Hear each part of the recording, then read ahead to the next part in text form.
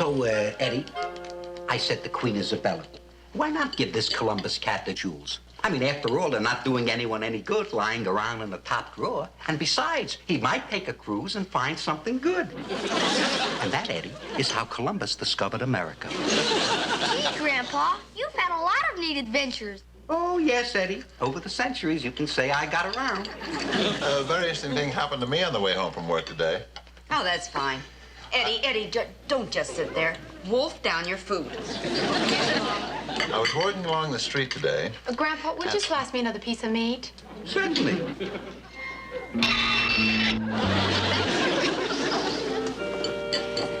It just so happens that today I saved a boy's life. That's fine. Oh, Grandpa, you're not eating.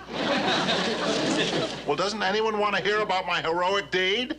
All right, Herman. Hey, what did you do? Yes, Herman, we're listening. I just might not tell you now. Hey, good. Pass the Brussels sprouts, please. Now, wait a minute. I'm going to tell you what happened, and my whole family's going to listen, including my rotten old father-in-law. Okay, Pop. How did you save a boy's life? Well, this boy had his head through an iron fence, and I unbent the bars and let him out. Big deal.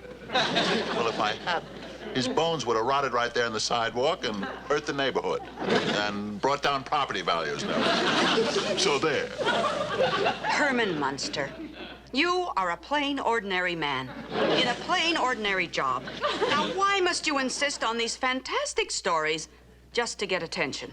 But it's true, dear. It's true. I did save his life, and his name is Galen Livingston Stewart, and he's my friend, and I'm going to meet him there tomorrow. Herman, you and your stories. Sometimes you act so childish. It's hard to believe you're 150 years old.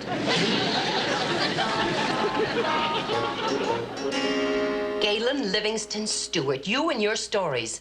Sometimes you act so childish, it's hard to believe you're 9 years old. But it did happen, Mom. He did save my life. And he told me to call him Uncle Herman. Just what did this Uncle Herman look like, son? Well, he was about 9 feet tall, and his head was flat. He had these things sticking out of his neck. His hands were sewed onto his wrist. He was all green. Galen Stewart, you get upstairs to bed this instant. But it's true, Mom. There is an Uncle Herman. All right, upstairs, young man. And I've warned you about telling these fantastic stories before. Excuse me. I ask you, John, where would Galen get these ideas about these weird-looking, frightening creatures? I don't know, dear. Maybe he spent too much time with your relatives. There we are. Hey, that looks pretty neat. What is it? What is it? It's my old movie projector. I got it out of the attic. I'm going to show some of my home movies. I put a new motor in it.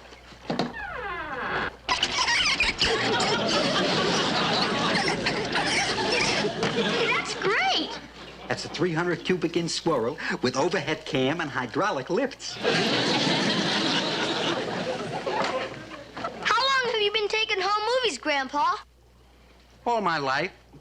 As a matter of fact, I was taking movies 300 years before the camera was invented. That must have been hard. Of course it was.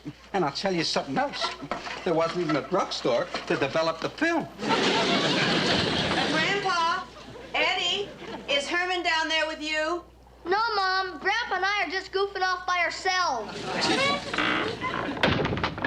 Uncle Herman should be home by now. I know. But you see, down at the parlor, they put him in charge of the complaint department. He may be working late straightening out a customer.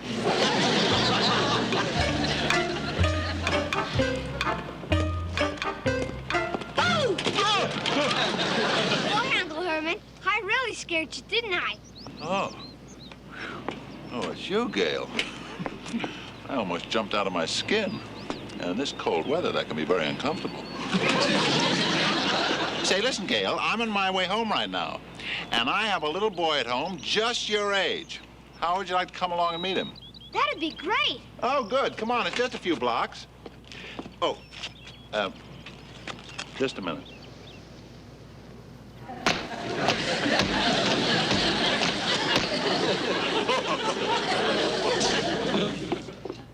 Nothing, really.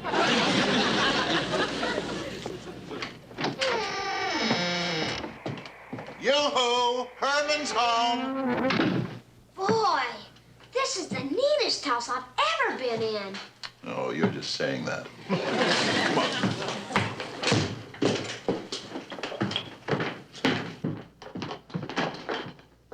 Oh, there you are. You have company. Yes.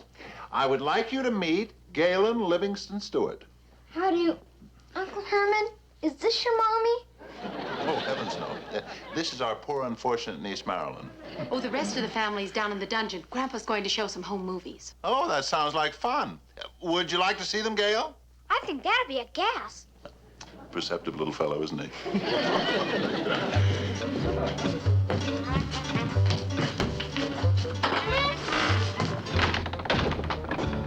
After you, Marilyn.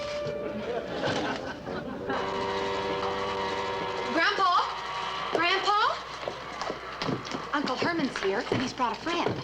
Oh, dear. I hope it's not another one of those stuffed shirts from the parlor. Grandpa, Lily, Eddie, I would like you to meet the little boy whose life I saved and who will be eternally grateful. Galen Stewart. Hi, Gail. Hi. Oh, hello. Hello, little boy. Hi, kid. Now, here. Sit right down here and don't make any noise during the movies.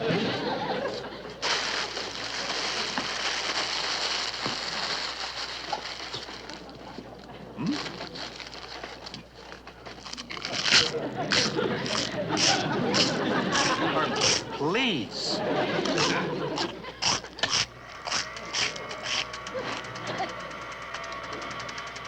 That's when I played the Luis Palermo with my magic act. I brought the house down every night. Oh, I remember that. That's the time of that backyard barbecue at Pompeii. Things went a little out of hand. Oh, look, Grandpa. Those are the shots you took of King Arthur. Yeah. He was mad at the Saxon gang for stealing the hubcaps off his chariot. Boy, there was some rumble down at the old stone bridge. A lot of water went under that bridge. And a lot of nights, too. There are those two fun fellows, Burke and Hare. Now, I remember we were going out on a party, and they were trying to dig up a couple of friends. There we are. Typical Sunday traffic on the Appian Way. I think the fellow on the left is looking for the off-ramp. Never did find it. Well, the old homestead. Gail, that's where I spent most of my childhood, in 3 different jars. Oh, dear. Look, there's my old music teacher before he went with Guy Lombardo. He just disappeared. No, I think he just took 5.